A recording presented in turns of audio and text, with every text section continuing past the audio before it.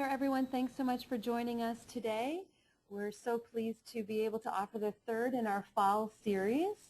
And this webinar is entitled Ethnocultural Co-ops, Race, Society, and Cooperative Emergence. And so we're very fortunate today to have two wonderful speakers, Joanne Lee and Jessica Gordon-Nembhard, to lead the presentations today, and then we'll have discussions after both of their presentations. So I wanted to just flag that you can send your questions or raise your hand via the menu, the GoToWebinar menu. And so what we can expect from the webinar today is that we want to open the dialogue on ethnocultural cooperatives. So we want to specifically look at Canada and the US today, even though there are lots of great examples to look at around the world.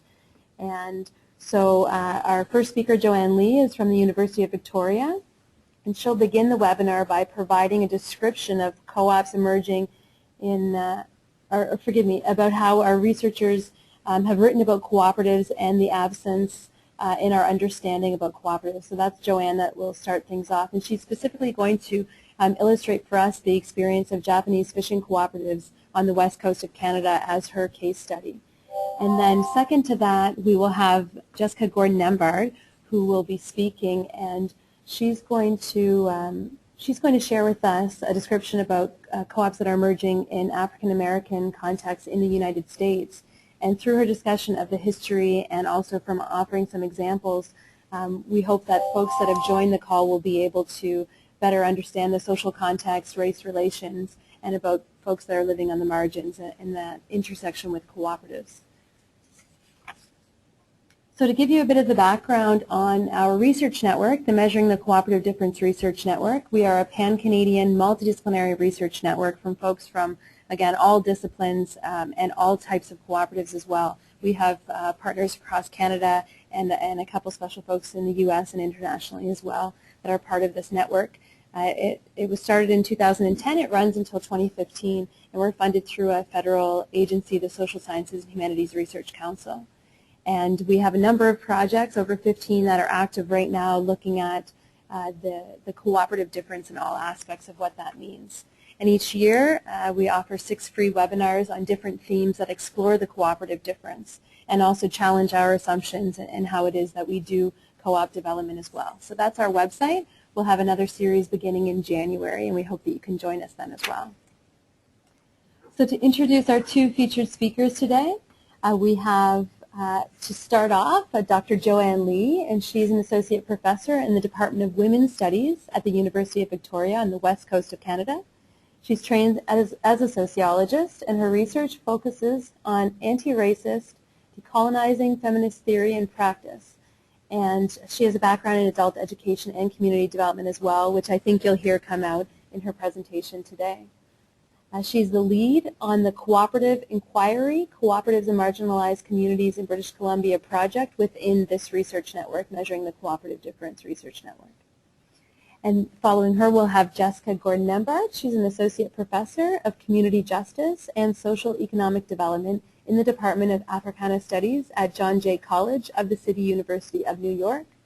Jessica completed a year as a visiting scholar in the economics department Center on Race and Wealth at Howard University, and was a master teacher at the Center's Summer Institute on Research on Race and Wealth. And further, she's also an affiliate scholar at the Center for the Study of Cooperatives at the University of Saskatchewan in the Prairies here in Canada, and as well is the co-lead of our Prairie Cluster for the Measuring the Co-op Difference Research Network.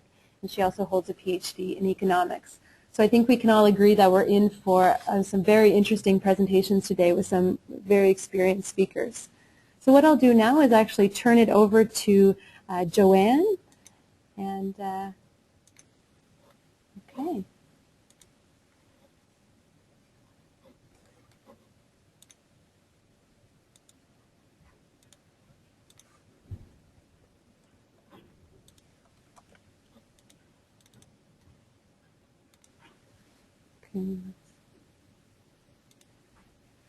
Hi, Joanne.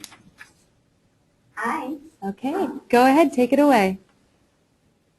All right, so I hope everyone can see my screen, and Erin, if I run into glitches, I'm going to rely on you.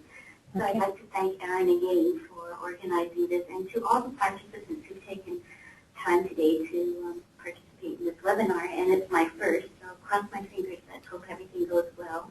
Before I start, I do want to share with you the sessions about the passing away of Dr. Ian McPherson, who's one of the founders of the study of cooperatives, and so it's a very special kind of moment for us here in Canada.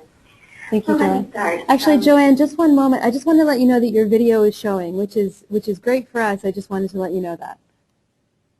And if you want to turn it off on your menu, there's a little camera icon on the left side of your menu that you can click. Okay, thanks. Perfect. Okay. I got dressed today. Okay, take it away. All right, let me go towards rethinking ethnocultural cooperatives. And so I thought before I start, I'd give you an overview of what I want to do. And by looking at an ethnic minority cooperative via a case study of the Japanese Fishing Cooperative, I want to raise some questions about discourses about cooperatives in general. And I want to then draw some implications for research and theories about cooperatives, and maybe we can have a discussion about why does this matter. So my goals today are, again, to reframe understandings of marginalized groups' involvement in cooperatives. And I'm going to suggest that we need to move down to the level of really taking seriously actors' identity and subjectivities through what I'm calling an intersectional framework, and this is a language that we use a lot in women's studies, and that is bringing together race, class, gender, citizenship, etc., and looking at the complex relationships in which those characteristics of people play an important, and communities play an important part in our understanding of social inequality. And I think that by considering subject identities, we will then avoid overgeneralizations. Then another goal that I have today is to reframe cooperative research and frameworks to account for ethnic minority cooperatives, and specifically in the context of racial nation-state formation and colonization. So these are historical structural processes that I feel that we need to situate the study of cooperatives within. And therefore, then, with all of this, to encourage us all to hold open our practices, our analytical categories, the explanatory frameworks that we use for more critical examination. So that's what I'd like to have us come away with today. Just a key points then. Thus far, Jessica and I doing this kind of work, we found very little research, critical research on ethnic minority cooperatives.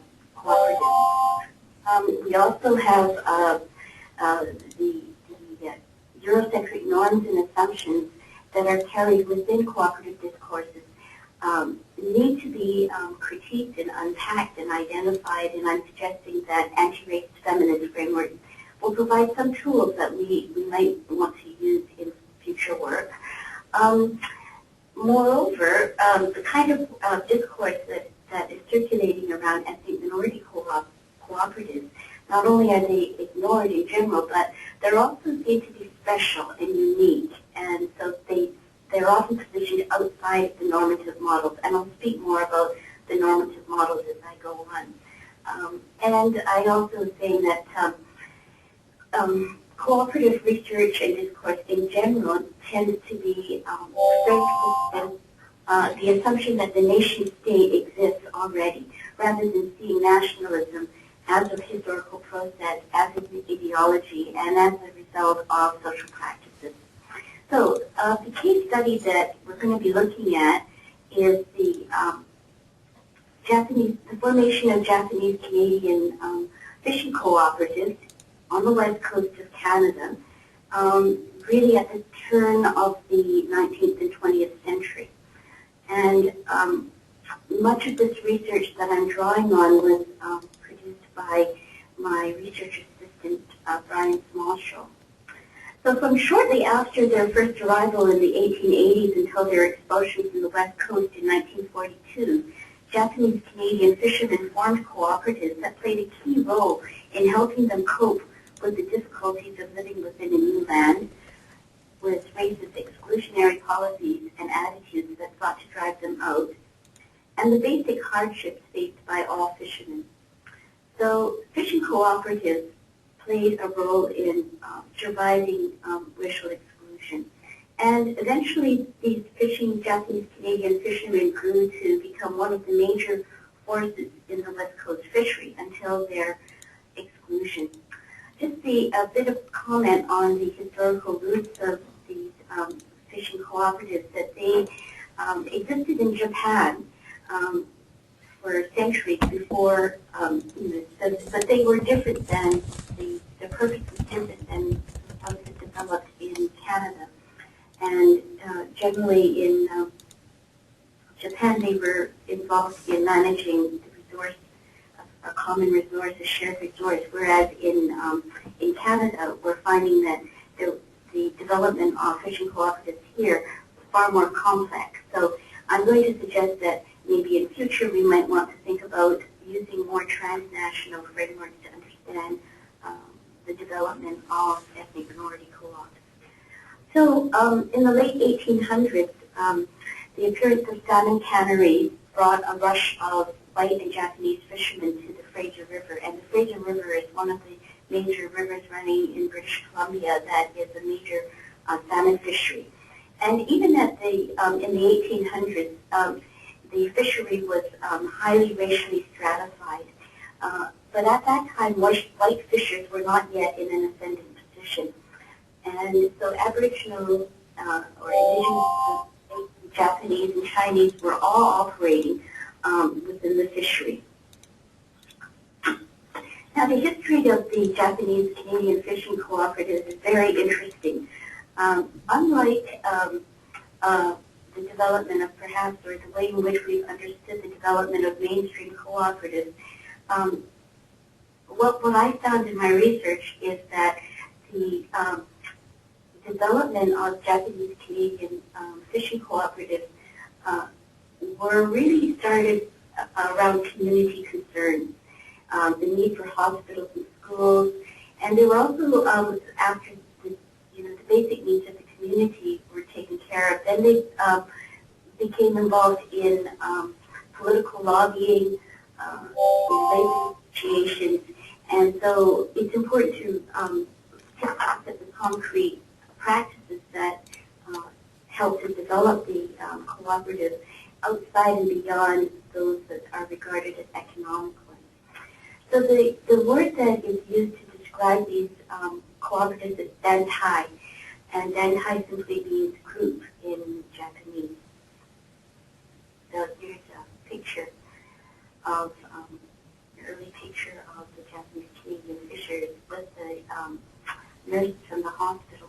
Japanese Canadians were excluded from accessing medical care, and so they had to work together to provide for their own medical care. And many Japanese Canadians were suffering from dysentery and typhus from polluted waters along the Fraser River. I'm just going to move on. The community also were excluded from attending the schools because ostensibly they were not property taxpayers. So the community felt that their children were falling behind because they weren't accessing English language training and education. And so by this time, second generation Japanese Canadians were around and they needed schooling. So the community again formed dantai, or a group to mobilize to get schooling in place. Another means of discrimination that they organized around was in the era up to World War II, the issuance of fishing licenses became were developed by government as a way of officially or regularizing the exclusion of Japanese Canadians from the fisheries. And up until their internment in 1942, the Japanese Canadian fishers dominated the fishery. and there were at some point 4,000 Japanese Canadian fishers on the Fraser River and on the west coast of Vancouver Island and up north in the Skeena River area, and that they overwhelmed the native fishers, who numbered around 700, and definitely overwhelmed the white fishers at the time. But what happened was that native fishers never needed licenses, and prior to the introduction of the licensing system, Japanese Canadians did not need license either. So what I understand is that the imposition of a requirement to have fishing license was deliberately put in place to exclude Japanese Canadians from fishing. Now, the Dantai and the Skeena River Fishers Association oversaw the process of who would continue fishing and who would leave for other occupations once this licensing system was put in place. The number of licenses issued to Japanese Canadians were severely restricted, and the fishing associations, the cooperatives, launched a legal challenge, and they eventually won because they took it all the way then to London. Okay. Now, the Fraser River strike of 1900 was a major turning point. At that time, the Japanese Canadian fishermen had become a force to be reckoned with. And what we find is that the association negotiates with the canneries and with the white and native fishermen groups, so they had the power to be taken seriously. When we read the history of the strike, the Japanese Canadian fishermen are depicted as strike breakers because they settled with the canneries at a lower price than the white fishermen were asking for. But this is really a result of the indebtedness that Japanese Canadian fishers had to the canneries. The canneries gave them the loans, they shopped at the cannery stores, the cannery provided housing, so Japanese Canadian community had no choice but to settle. And moreover, the white union that was formed at the time had excluded Japanese Canadian fishers from membership. So then the question that I wanted to pose to us, having read the literature on ethnocultural co-ops, is the idea that the Dantai and these ethnocultural co-ops were not considered really true cooperatives in the Rochdale sense. And because of this kind of assumption that the Rochdale model represents the kind of normative standard of what we should aspire to for cooperatives,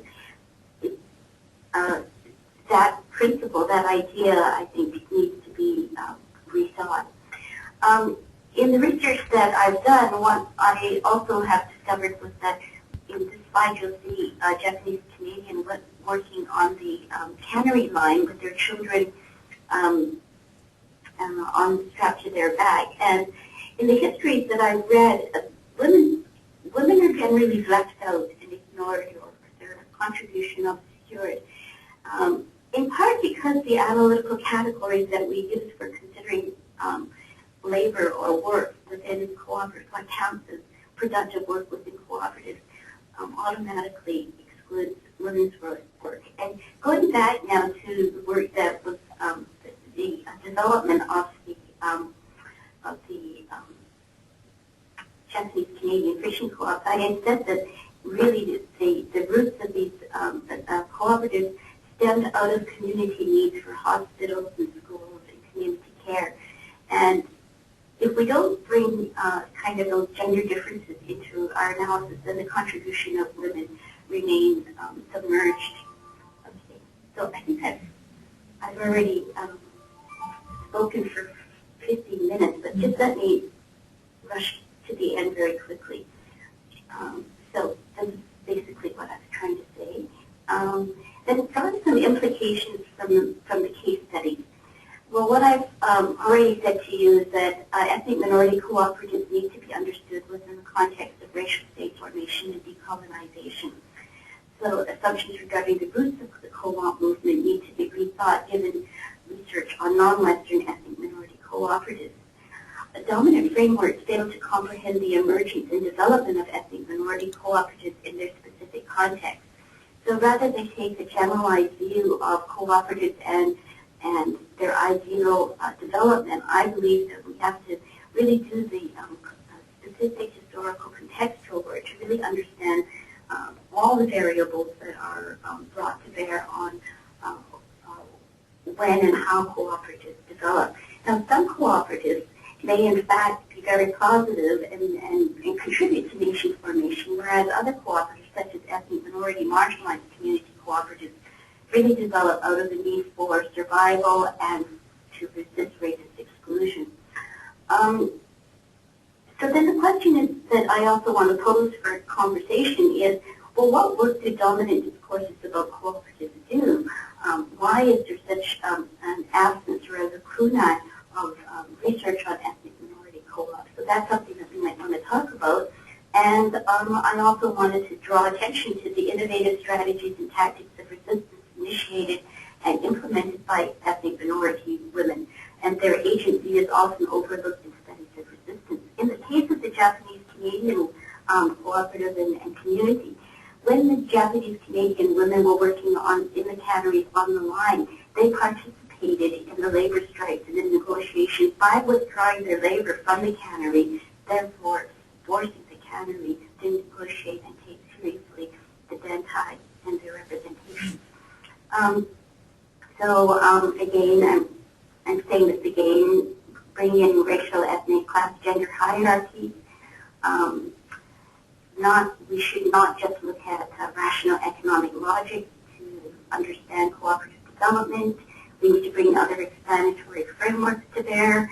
And also, I believe that this work is long overdue given the huge diversity and increasing multiculturalism of Canada and North America. We need to integrate and critically reflect on the discourses that we have around cooperatives. And we need to understand the diversity of cooperatives if we're going to really put cooperatives and the potential to work. And finally, we need to shift away from nationalist and patriotic kind of celebratory normative models for understanding cooperatives. So finally, power is always in circulation, and we need critical frameworks that reveal how power is working within and around cooperatives. So I'll stop there, and thank you very much for your attention, and I'm looking forward to your comments and questions later. Thanks very much, Erin. Thank you, Joanne. And I think that was exactly what we're looking for in the context of this conversation. We had a lot of people that had requested that we delve into some of these issues, and I think that that you and in addition what Jessica will bring really does get us underway with this conversation. So I'll turn it over to you now, Jessica. I'll remind everyone that if you have questions or comments, you can use your chat or question selection on your menu, or also you can raise your hand.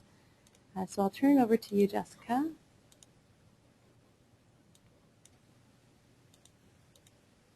Okay, Jessica, you're unmuted. Go ahead. Okay, so are you seeing my page? Yes, right? Yes, looks great. Okay, great. Thanks, everybody. I actually do have acknowledgments here that I want to start with. And first, just even though we're virtual, I have to remind us that we're all on lands that were probably occupied by other people before ours. And so I always like to recognize the original owners of the lands that we occupy. I, too, want to remember Ian McPherson, even though he's Canada's hero. He also is a personal mentor for me. And so he died on Saturday, and I also want to remember him. Thanks, Erin, for organizing. Thanks, Joanne, who actually helped or did most of the conceptualizing for the session. And who did actually, you saved me a lot of slides because now I don't have to talk about a lot of the conceptual stuff. you're already laid out for us. I also want to thank the audience, and some of you are some of the people who have been sending me information to add to my work and who have been asking for more information like this, which is really important because when I started this work, most people said there was no history. There was no history of African Americans doing co-ops, doing economic cooperation or anything like that. And we've all been able to disprove the naysayers. So I want to thank you all for helping me to do that and for us to continue to work on these issues. Oh, wait, okay. So I'm going to sort of pick up where Joanne left off. My goals are similar to hers, but also to remind us that there is a history of African American co-ops, to discuss what I've found is sort of many of the reasons and uses and needs for co-op and economic cooperation, particularly among discriminated communities and people of color, low-income communities. Often the co-op world has forgotten to focus on that, and we certainly don't know much of the history of that. So I wanted to talk about that, and I've also been trying to make sure we have an understanding of that. And then I will give you a very, very brief overview of some of the history of African American co-ops, or African Americans in the co-op movement.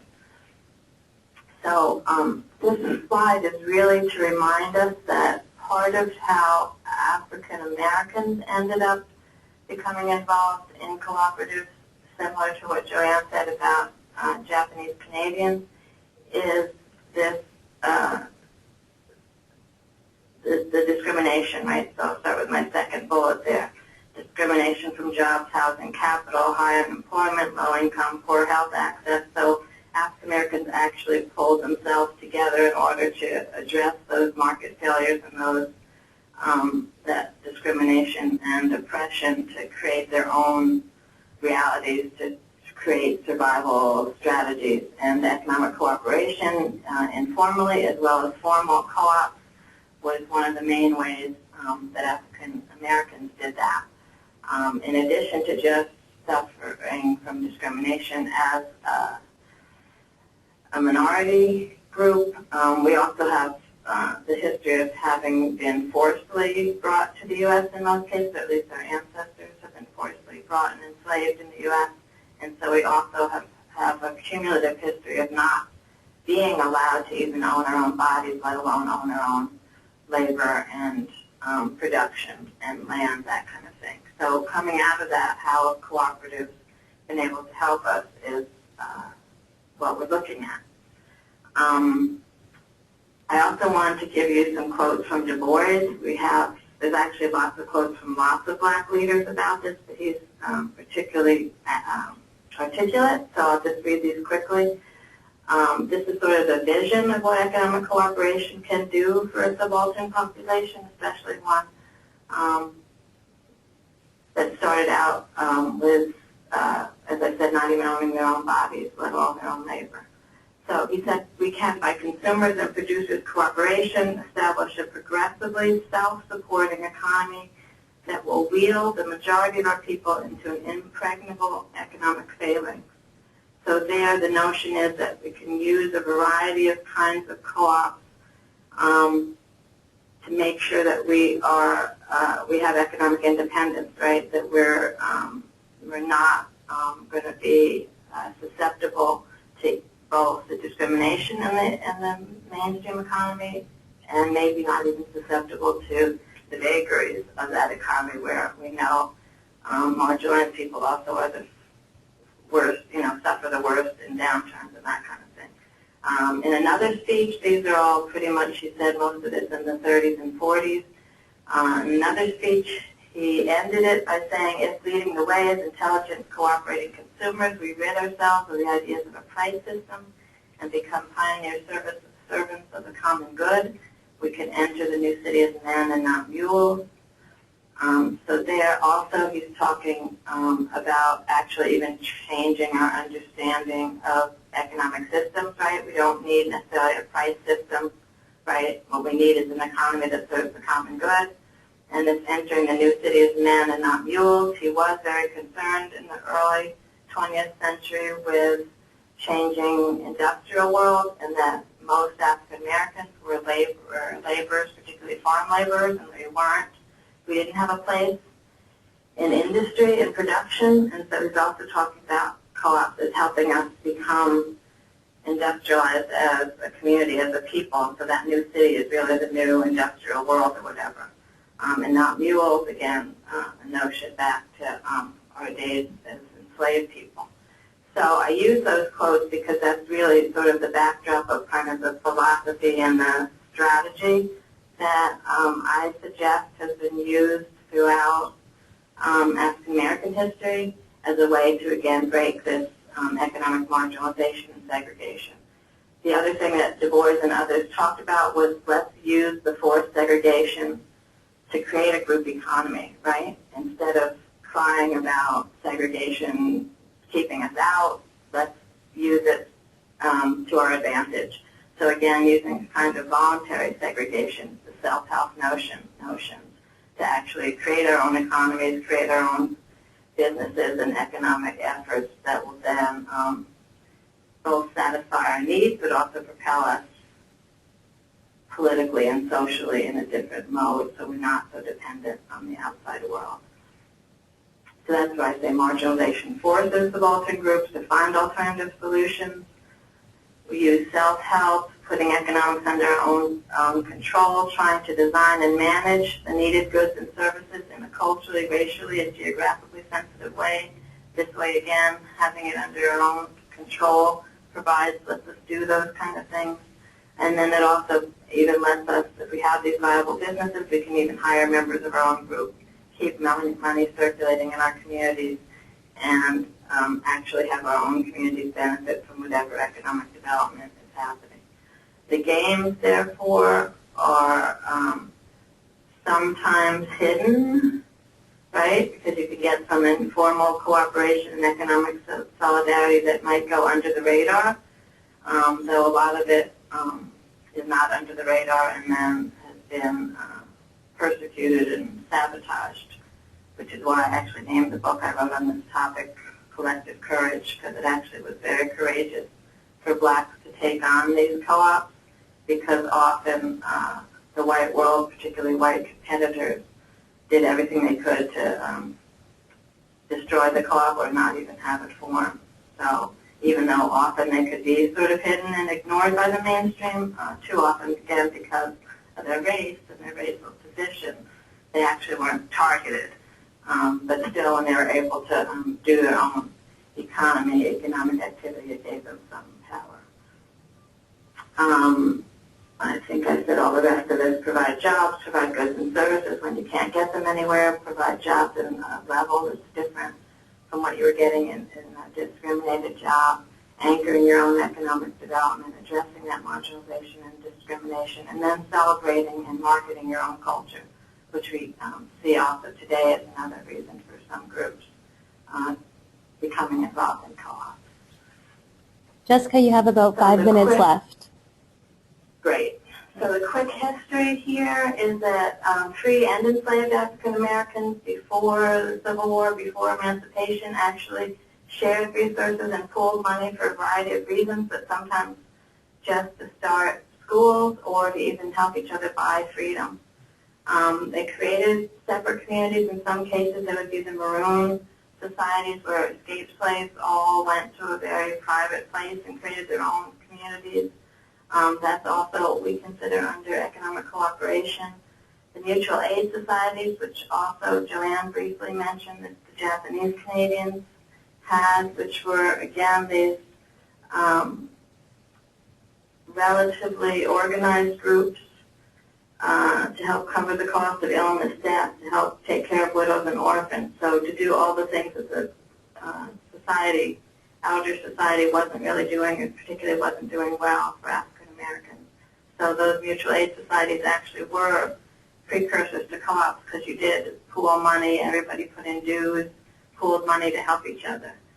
And the other thing that I try to point out is how important these alternative economic strategies, particularly these collective ones, were to what I call the long civil, or what some of us call the long civil rights movement. So not just civil rights from the 1960s, but actually African Americans and others have been engaged in a variety of civil rights activities from actually 1600s. And development of economic cooperation and economic alternatives has been a part of that whole long history for civil rights.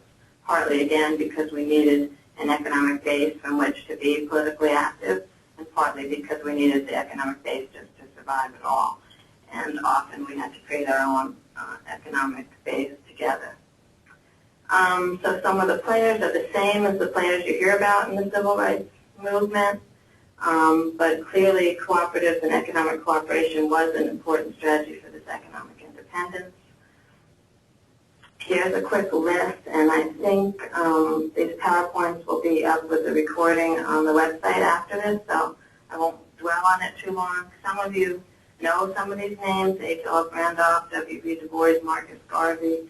Some of you don't know some of the people as well, but all the people on this list and even more were not just civil rights leaders and activists, but they were co-op advocates of some kind.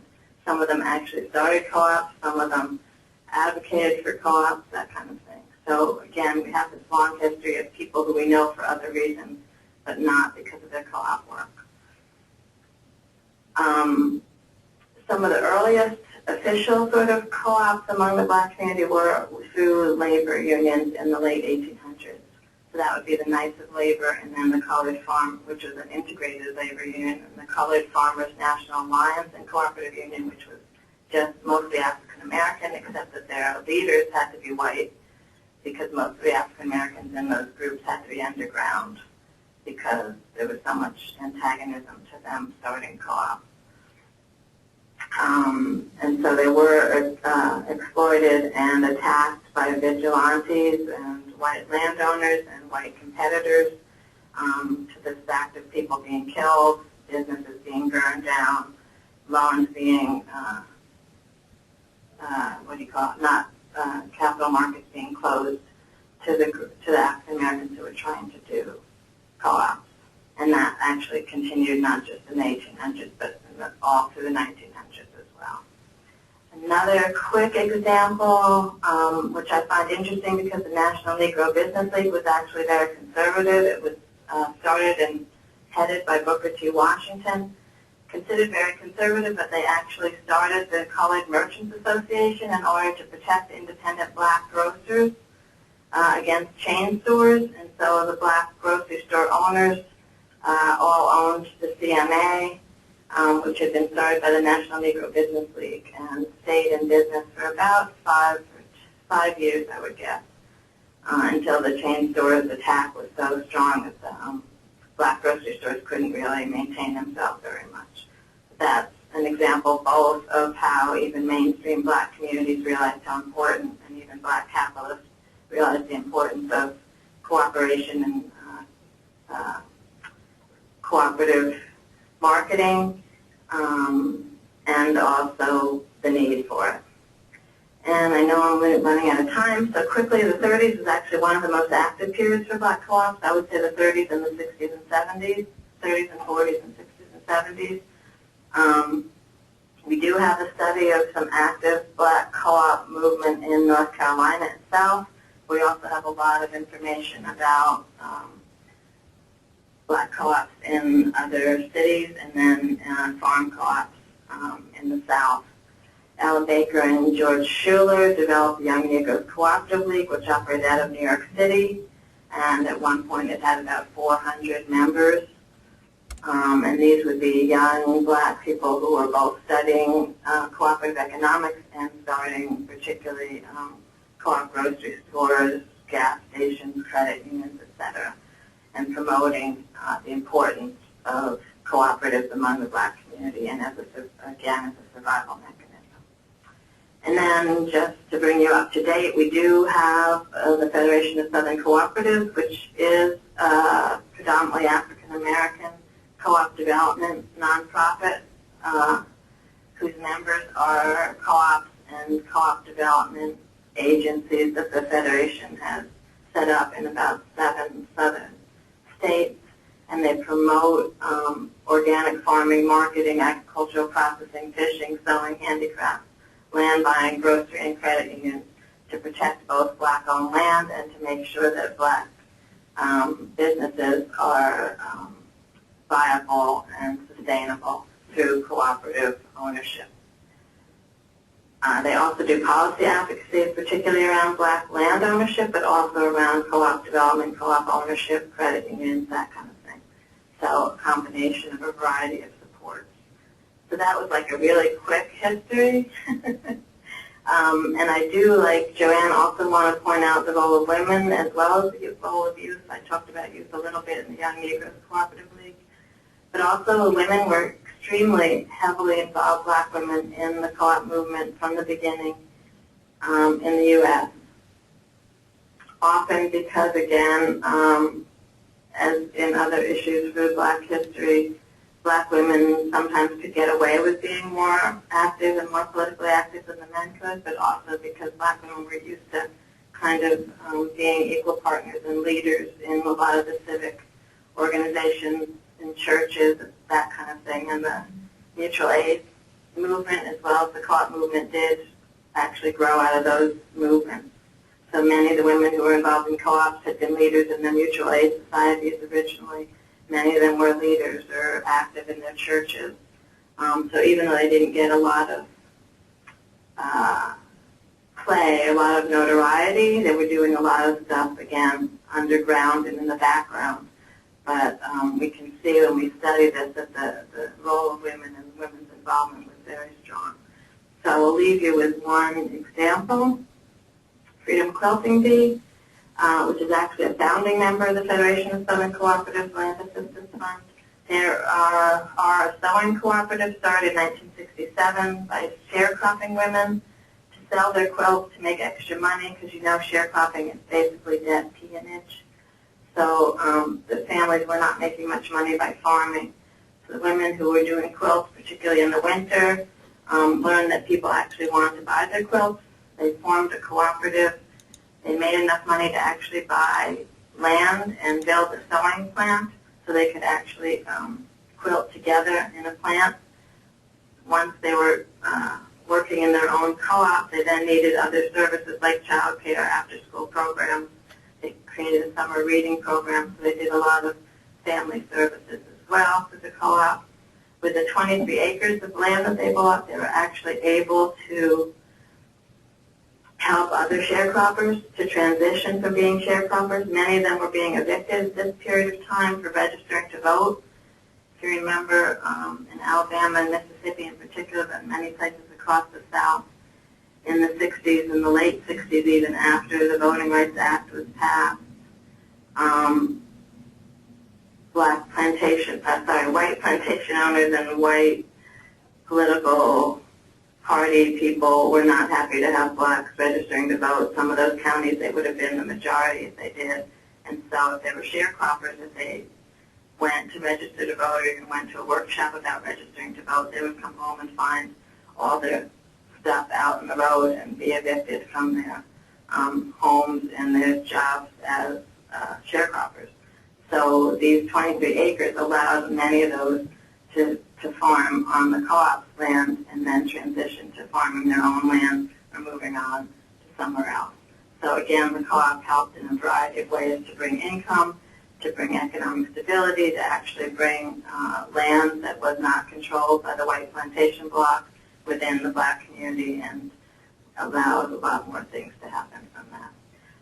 So to conclude, I would also say that the importance of understanding how economic alternatives and cooperatives in particular are both very integral to the history of African Americans, as well as quite important to their economic survival, that can't be underscored or can't be highlighted enough. Also to understand that for some reason that whole history is very invisible, even within the black community and within the co-op movement. So both the black community and the co-op movement somehow have not highlighted these things. I think part of it is ideological, We've been afraid to kind of talk about like things that seem to be radical, and part of it, I think, is part of being a marginalized group. Our stories don't get told as much or as well in the mainstream. So I think I'll end there. I probably went over time already. Thanks so much, Jessica. You know, I appreciate with both of you, you've been able to not just sort of give us the context in terms of the historical piece, but also give us these great examples that allow us to really see how it is that they functioned. So what I'll do now is I'll take questions from folks. So if you do have questions for either of our presenters, then we'll go ahead and take those questions. And you can raise your hand on the GoToWebinar menu, or you can type them in. That works just fine. And I have a couple of questions to get things started anyway. So why don't we, I'll unmute you, Joanne, as well. So why don't we just kick off the conversation. And I guess for those of you who have joined us as participants, if you can give some reflection in terms of, you know, what it is that you're taking from the examples and the discussion so far, and how does that relate in terms of your own experience and your own research and that type of thing as well. And so I'll let you ruminate on that. And my question for, maybe we'll go with Joanne first, is, you know, how is it that you came to be researching this? Obviously, you've both been involved in this for a little while now in terms of trying to dig up these things that are somewhat invisible in the history of both of our countries, at least. So how is it you came to it, and tell us about how you were able to develop your research process in the way that you did. Oh, well, I'm a sociologist, so I don't actually do historical research. Mm-hmm. So I came to it just by sheer chance. In terms of my own work, there's another project that I was doing for measuring the cooperative difference, and that is looking at urban renewal in the Strathcona community of Vancouver, which is a predominantly Chinese Canadian ethnic community. And I had personally been involved in fighting 3 levels of government and preserving the neighborhood, and out of that we formed housing cooperatives. And so with that background, I looked for material that would help me understand or help me give language to that experience, and I found very little. In fact, what I found really offended me. When I looked at the Japanese Canadian Fishing Co-op, I've been involved in trying to do research and develop a field of study called Asian North American Research. And I was reading a book called Tides of Change, a story of fishermen's cooperatives in British Columbia by A.D. Hill, who is recognized as one of the most, who's recognized as writing one of the most complete histories of BC fishing cooperatives.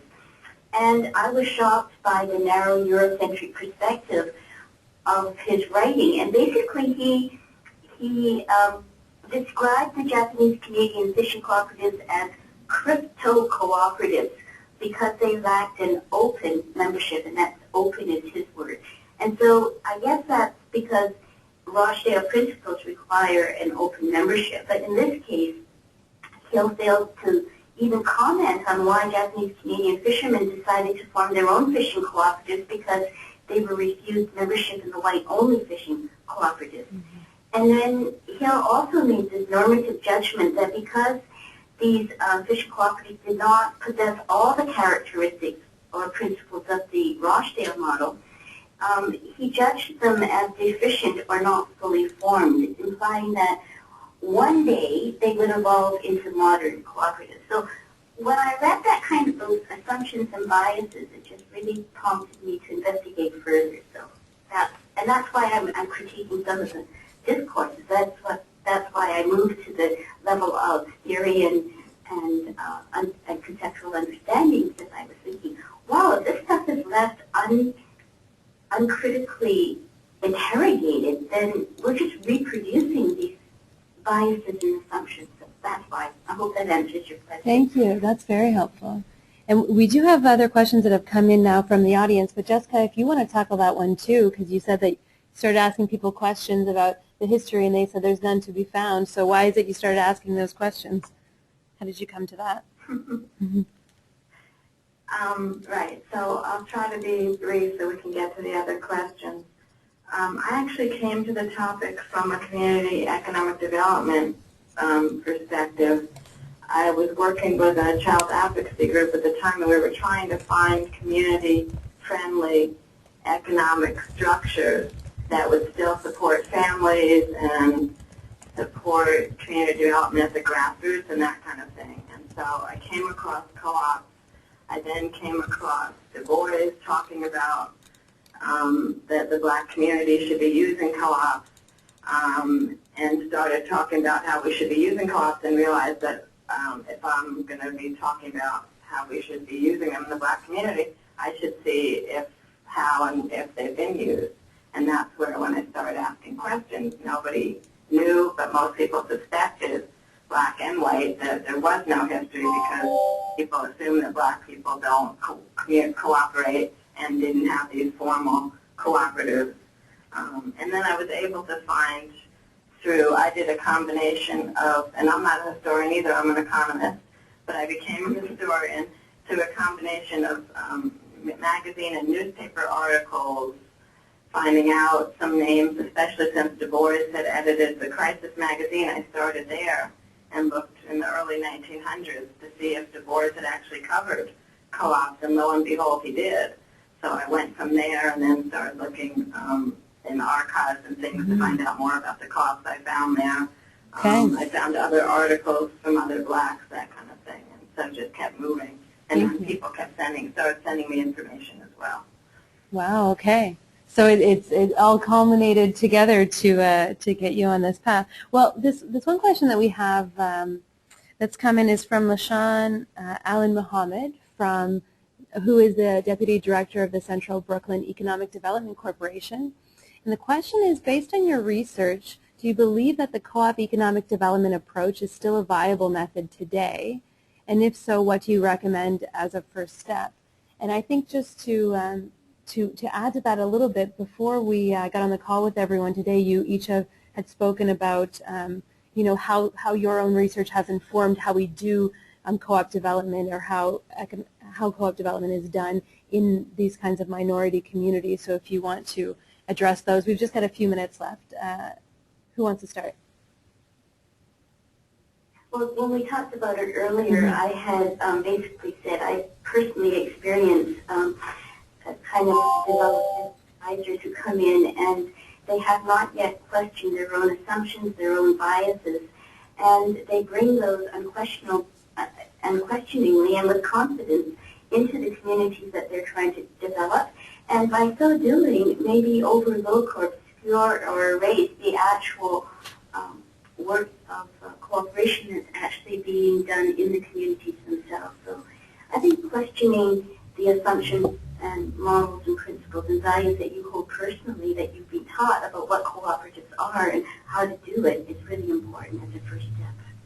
Thank you, Joanne. Yeah, and the other thing, I agree with that. I would also say the other piece is that it's so important for people to see themselves in the strategy.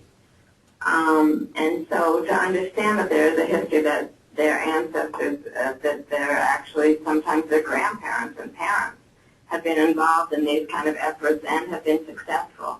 So it's so important to share that kind of the history of success and the history of accomplishment, as well as the history of there are ways to do it that are very indigenous and that connect with your own culture. They don't have to be, like often I think people thought co-ops had to be sort of the way the Europeans do it, or that you're only a co-op if you follow these certain rules. And yet there's a rich history of economic cooperation and a variety of kind of co-op activity that is very connected to other cultures, right? To people's culture, to other notions.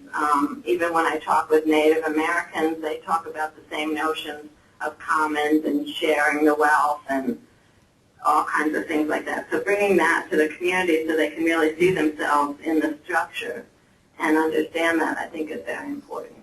And so I think we just need more, we need a lot more public education. We need more education about what's viable, as well as what different cultural groups have done and have brought to the field. I think that would be really important, and then we need money, right? That always helps, doesn't it? Well, I will say that there have been a few more questions that have come in.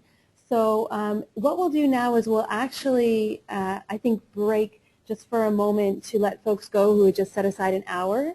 And then we'll go ahead, and if folks want to stay on for, say, another 10 minutes, then we can address a couple more questions with our speakers while we have them here.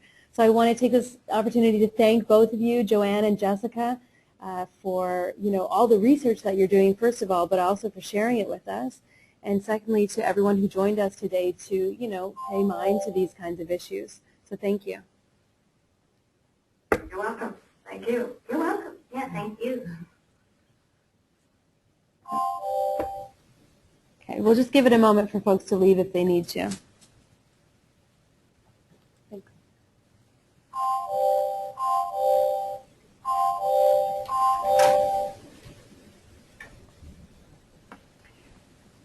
Okay, so one of the questions that came in was for you, Joanne, and it's saying that you asked what benefit is there in the normative framework around Rochdale and nation states. So arguably one of the reasons for distinguishing these elements is because we can clearly differentiate democracy on a one-person, one-vote basis, as distinct from, say, one family leader, one vote, or other approaches that might favor charisma more than clearly a democracy.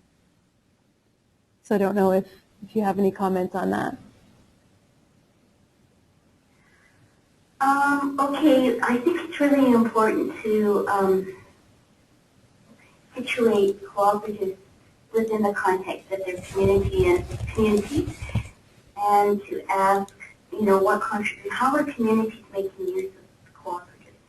That's a fundamental question. And then, secondly, I would say that there is nothing inherently liberatory or democratic about cooperative structures of governance, and that the one-person, one-vote model that we have reduced democratic participation to can also be a nexus of unequal relations of power. In the Japanese Canadian Fisheries Association case, the model in Japan is not necessarily an open one-person, one-vote model. It's sometimes more like the parent-child model, or it's perhaps more a kinship model than it is a liberal model of free-floating individuals. So I think you have to really take a look at how these systems of governance actually operate, and are they working to the benefit of the communities in which their cooperatives are located. So that's how I would kind of approach it, to look at the context. Thank you, and thanks to Tom Pearson for offering that question. I do have one more question here for Jessica. So you mentioned the Federation of Southern Cooperatives. Is there a sister organization in the North? And if not, should one be established? Actually, Joanne may have to help me with that. I know that for First Nation and Aboriginal communities, that would be First Nation plus Inuit plus what they call Métis. There is the Arctic Co-ops Association, which is very similar. In fact, I've been doing a paper on comparing the two organizations and how they serve their communities. I don't believe or know that there's one for Asian Canadians, or and I don't believe that there's anything for Black African Canadians. So I don't know if Joanne knows the answer to that, but I don't know. Yeah, it's similar. I don't think even Latin. I don't think Latinos have something in the U.S. And even Native Americans who do practice some co-ops, I'm not sure they actually have a co-op development or a co-op agency. Mm-hmm. And then maybe because this was LaShawn Allen Muhammad who had asked the question, I wonder if they meant for the northern U.S. as well, or are folks from the North now maybe part of the that's association? Yeah, no, there's nothing else. Okay. There's nothing comparable in the U.S. Okay. There's only the Federation of Southern Cooperatives. Okay. Okay. Well, those are the I think those are the questions that we've received today. So I want to thank you again. We'll put this video up by tomorrow, and we'll also link your PowerPoints as well, so folks can continue these conversations with their colleagues and friends and in their co-ops after this discussion as well. And thanks again to Jessica and Joanne. Thanks, everybody. Have a good day. Thank you. You too. Bye-bye.